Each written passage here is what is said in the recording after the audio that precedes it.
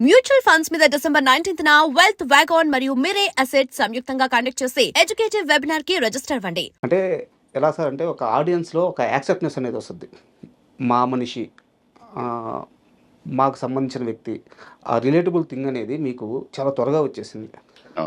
మామూలుగా ఎవరైనా ఇండస్ట్రీకి వచ్చిన తర్వాత పెద్ద స్టార్ సినిమాల్లో కనిపించాలి అని చెప్పి పరితపిస్తుంటారు. ఒక 3 ఏళ్ళకో 4 ఏళ్ళకో అదృష్టం బాగుంటే పెద్ద హీరోల సినిమాల్లో నటిస్తారు. బట్ మీ ఫస్ట్ మూవీ దమ్ము తెలుగులో, తర్వాత పంజా, తర్వాత మిర్చి, అంటే తెలుగులో బిగ్ స్టార్స్ ముగ్గురుతో ఫస్ట్ 3 సినిమాలు చేశారు. ఎలా పాసిబుల్ అయింది? అది నాకు తెలిసి అది రాసి ఉంటుంది అనుకుంటా నాకు. సో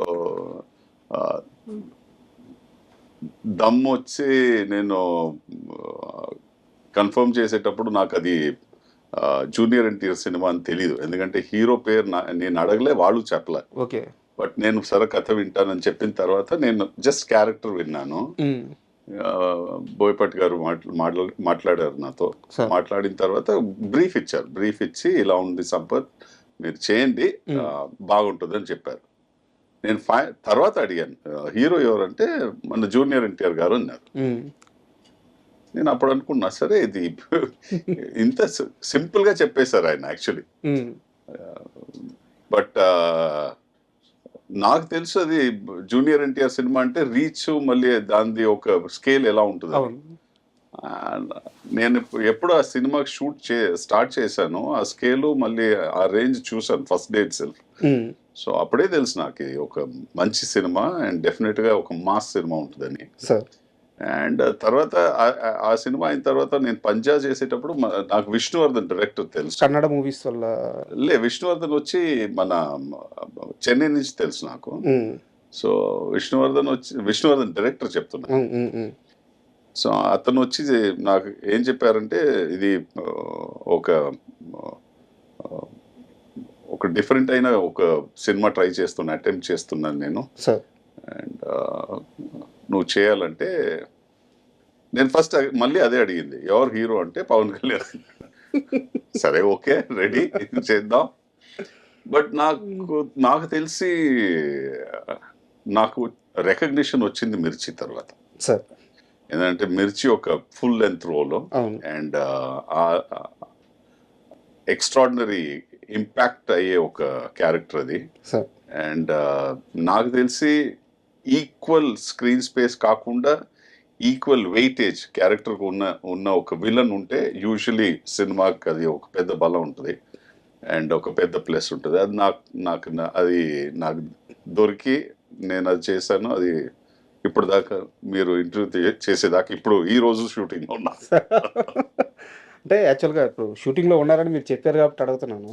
మీలాంటి ఒక పెద్ద నటుడు షూటింగ్ చేస్తున్నారంటే క్యారీ వ్యాన్లో కొంచెం మంచి ఆ లెవెల్ మెయింటైన్ చేస్తూ ఏసీ రూమ్లో హ్యాపీగా ఉంటారు. మేము వచ్చేలేకే ఒక లుంగి కట్టుకొని ఒక బనీని వేసుకొని అచ్చ తెలుగు చెన్నై కాస్ట్యూమ్స్లో అది నేను రిలాక్స్ ఎలా అవుతాను. మళ్ళీ మన ఇంట్లో ఎలా ఉంటాం అలాగే రిలాక్స్ అవ్వచ్చుగా. నేను ఇంట్లో ఇంకా షార్ట్స్ వేసుకొని మీరు నన్ను ఇంట్లో వచ్చి ఇంటర్వ్యూ చేస్తుంటే నేను యాక్చువల్ నా ఇంటిని శుభ్రంగా కడిగి ఇదన్నీ నేనే చేసేసుకుంటా, వంట కూడా చేసుకుంటా.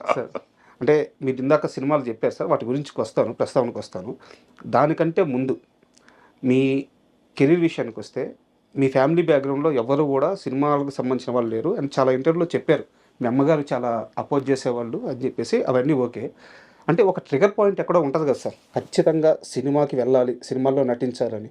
ఒక సినిమా చూసినప్పుడు, ఒక హీరోని చూసినప్పుడు, ఒక ఆర్టిస్ట్ని చూసినప్పుడు ఆ ట్రిగర్ పాయింట్ మైండ్లో పడుద్ది. సంపత్ రాజుకి ఆ పాయింట్ ఎప్పుడు, ఏ వయసులో, ఎలా పడింది? నాకు తెలిసి నాకు చాలా క్లియర్గా ఉంది ఆ ట్రిగర్ పాయింట్ యాక్చువల్ నా మైండ్లో సార్. ఆ ట్రిగర్ పాయింట్ వచ్చి ఒక సినిమా దివార్ అని, అమితాబ్ బచ్చన్ సినిమా దివార్ అని. అండ్ అక్కడ ఒక ఎక్స్ట్రాడినరీ ఒక సీన్ ఉంటుంది, చాలా హిట్ అయిన ఒక సినిమా, ఆఫ్ కోర్స్ అందరికి తెలుసు.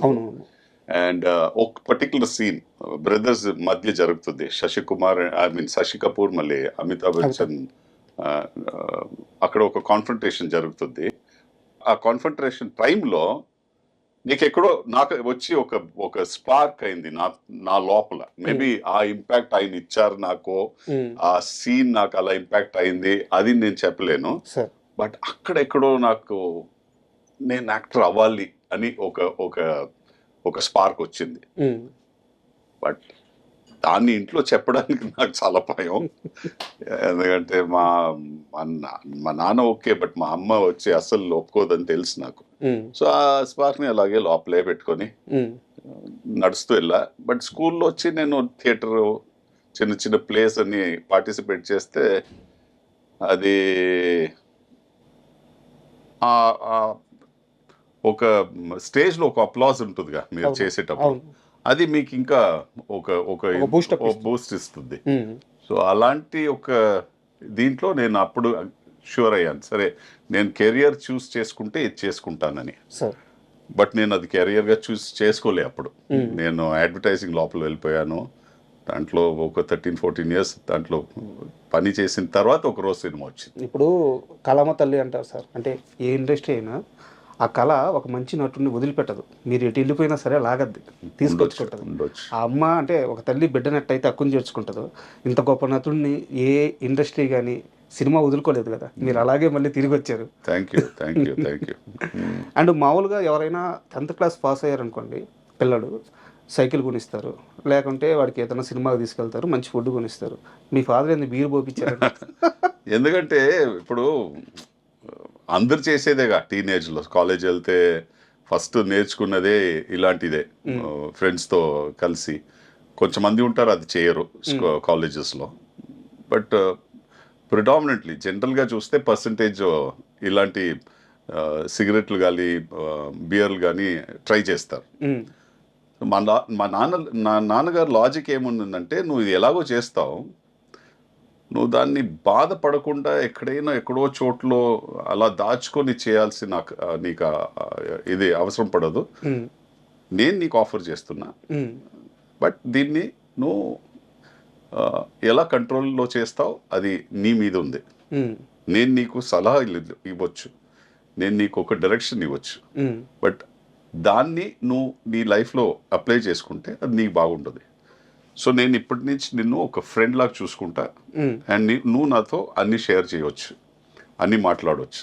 సో నువ్వు నెక్స్ట్ స్టేజ్లో నా జీవితంలో వచ్చావు అని చెప్పి నాకు బియర్ ఇస్తున్నారు.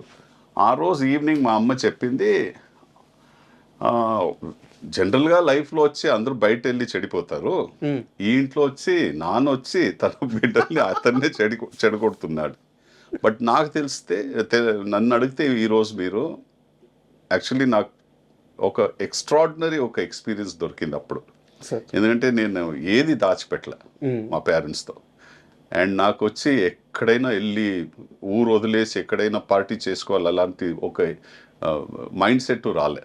ఎందుకంటే నాకు ఫ్రీడమ్ అంత ఉంది. సో నేను ఆ ఫ్రీడమ్ని ఎప్పుడు మిస్యూజ్ చేయలే. నేను ఆ సేమ్ ఫ్రీడమ్ని నా కూతురికి ఇచ్చా. సూపర్. అంతే. అది నేను నేర్చుకున్న పెద్ద ఒక లెసన్ లైఫ్లో. మీరు నేర్చుకున్నది కాదు, మీ నాన్నగారు నేర్పించింది. అదే నేర్పించింది, నేను నేర్చుకున్నా. అంత గొప్ప ఫాదర్ దొరకడం అదృష్టం కదా. అవును, 100%.